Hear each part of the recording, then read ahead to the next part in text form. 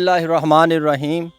नाज़रीन, मैं तुहाडा मेज़बान अमानत अली साबर अपने ज़री चैनल तो तुहानू खुशआमदीद आखना। दोस्तों, अज असी फिर अंगूर दे बाग च आए हाँ। इस तो पहले भी असी एक वीडियो जिहड़ी इस बाग दी अपलोड कीती सी, उस वक्त कोई स्टेटस बाग दा होर सी ते अज असी अपने नाज़रीन नू देखण वाले किसान भाइयों नू ये दसना चाहते हैं कि इस वक्त यानी कि अंगूर की पोजीशन की है। माशाअल्लाह फल बहुत ज़्यादा लगा होया है, वो तुहानू दिखाना चाहते हैं अपने इस बाग के व्यूज़।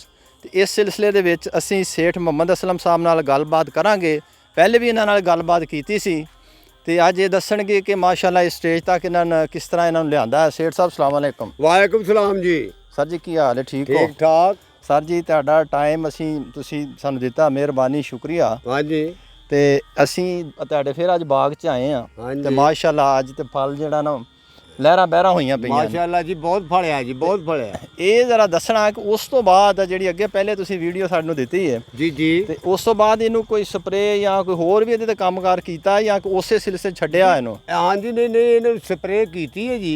हाँ जी। इन बाग ਨੂੰ स्प्रे की, इन्होंने मैं पानी बहुत कम दिना। अच्छा अच्छा, ਇਹਦੀ ਕੀ ਵਜ੍ਹਾ? हाँ जी, ਇਹਦੀ ਵਜ੍ਹਾ ਇਹ ਹੈ ਕਿ ਇਹਦੀ ਜਿਹੜੀ ਨਾ ਅੰਗੂਰ ਦੀ ਵੱਲ ਜਿਹੜੀ ਹੁੰਦੀ ਹੈ ਨਾ ਜੀ, जी ਇਹ ਨਾ ਪਾਣੀ ਕਮ ਮਿਲਦੀ ਹੈ। ਪਹਾੜੀ ਇਲਾਕੇ ਦਾ ਅੰਗੂਰ ਹੈ, अच्छा अच्छा ਥੋੜਾ ਵੀ ਹੋ ਜਾਏ, ਬਾਰਿਸ਼ਾਂ 'ਚ ਵੀ ਹੋ ਜਾਏ ਤੇ ਫਲ ਜਾਂਦਾ ਹੈ। ਫਲ ਉਹਦੇ ਜਾਂਦਾ ਹੈ। ਮਾਮੂਲ ਦੇ ਮੁਤਾਬਕ ਅਸੀਂ ਦਿਨੇ ਇਹਨੂੰ ਮੈਨੂੰ ਤਕਰੀਬਨ 2 ਸਾਲ ਪਹਿਲੇ ਮੈਂ ਕਲਮ ਲਿਆਂਦੀ ਸੀ हाँ जी। ਸ਼ਾਹਕੋਟ ਤੋਂ। शाहकोट ਸ਼ਾਹਕੋਟ ਤੇ ਰੋਡ ਆਉਂਦਾ ਸਾਂਗਲਾ ਰੋਡ, सांगले रोड तो ਉੱਥੇ ਰਾਣਾ ਸਾਹਿਬ ਦਾ ਬਾਗ ਹੈ ਜੀ, ਉੱਥੇ ਇਹਦਾ ਮਿਲਦਾ अच्छा ਕਲਮ। ਤੇ ਇਨਸ਼ਾਅੱਲਾ ਪਹਿਲੇ ਸਾਲ ਵੀ ਫਲ ਗਿਆ ਸੀ ਥੋੜਾ ਬਹੁਤਾ। ਸਾਡਾ ਖਾਣ ਪੀਣ ਵਾਸਤੇ ਹੋਇਆ ਸੀ ਮਾਨਕ ਵਜ਼ਨ ਜਿਹੜਾ ਇਹਦਾ ਪੂਰੇ ਕਿੱਲੇ 'ਚ लेकिन ਲੱਗਾ। इस बारी तो कुछ ज़्यादा ही लगता काम। ਪਿਛਲੇ ਸਾਲ ਵੀ ਵਾਵਾ ਥੋੜਾ ਲੱਥਾ ਸੀ ਤੇ ਐਤਕੀ ਤੇ ਮਾਸ਼ਾਅੱਲਾ ਇਹ ਤੀਸਰੇ ਸਾਲ ਭਰ ਕੇ ਫਲ ਜਿਹੜਾ ਹੈ ਨਾ ਇਹਨੂੰ ਆਇਆ। इस वक्त फल बहुत ज़्यादा। ਹਾਂਜੀ, ਇਹਨੂੰ NPK ਖਾਦ ਅਸੀਂ ਪਾਉਂਦੇ ਆ ਜੀ, ਅੱਛਾ, ਅੱਛਾ। DAP ਵੀ ਪਾ ਲੈਂਦੇ ਆ। ਇਹਨਾਂ ਨੂੰ ਸਪਰੇ ਨਏ ਸਵੇਰੇ ਦੀ ਈਜ਼ਾ ਬਿਆਨ ਈਜ਼ਾ ਜਾਂ ਬਿਆਨ। ਪੋਲਟਨ ਸੀ ਹੋਈ, पोल्टन सी ਇਹ ਮਤਲਬ ਅਸੀਂ ਇਸਤੇਮਾਲ ਕੀਤੀਆਂ ਨੇ। ਯਾਨੀ ਉਹ 'ਚ- ਮੇਰੇ ਹਾਂਜੀ। ਸੋਚ ਸਮਝ ਤੋਂ ਫਲ ਜਿਹੜਾ ਹੈ ਨਾ ਉਹ ਜ਼ਿਆਦਾ ਲੱਗਾ, ज़्यादा लगा, काफ़ी फल लगा। ਕਿਉਂਕਿ ਅਸੀਂ ਇਹਦੀ ਇਤਨਾ ਮਤਲਬ ਗੌਰ ਵੀ ਪਹਿਲੇ ਨਹੀਂ ਕੀਤੀ। ਜੀ, ਜੀ। ਹੁਣ ਇਹਨੂੰ ਵਾਇਆ, ਠੀਕ ਵਾਹ ਹੈ। ਬਣਾ ਕੇ ਇਹਨੂੰ ਤਿਆਰ ਕੀਤਾ। ਮਾਸ਼ਾਅੱਲਾ ਇਹਨੇ ਦਿਲ ਖੁਸ਼ ਕੀਤਾ।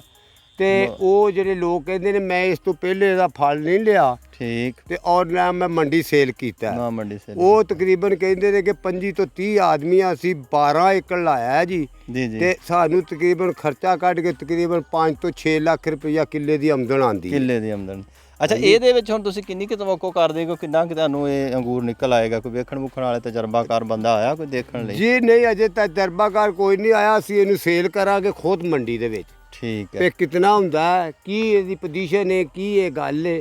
ਅੱਛਾ, ਇਹਦੀ ਹੁਣ ਇਹਤਿਆਤੀ ਤਦਬੀਰਾਂ ਹੈ, ਕੋਈ ਖਰਾਬ ਖਰੂਬ ਤਾਂ ਨਹੀਂ ਜਾਨਵਰ ਕਰਦੇ? ਜਾਨਵਰਾਂ ਦਾ ਵੀ ਜਾਨਵਰਾਂ ਦਾ ਵੀ ਇਹਦਾ ਹੁੰਦਾ ਹਿਸਾਬ। ਅਗਰ ਇਹਦਾ ਰੇਟ ਬਾਜ਼ਾਰ ਹੋਵੇ ਤੇ ਇੱਕ ਜਾਲੀ ਮਿਲਦੀ ਹੈ ਜੀ, ਅਸੀਂ ਇਹਨੂੰ ਜਾਲੀ, ਉਹ ਵੇਖੋ ਨਾ ਜਾਨਵਰ ਫਿਰਦੇ ਨੇ, ਜਾਨਵਰ ਕਾਂ ਖਾਂ ਵਗੈਰਾ ਕਾਂ ਖਾਂਦੇ ਖਾ ਰਹੇ ਨੇ।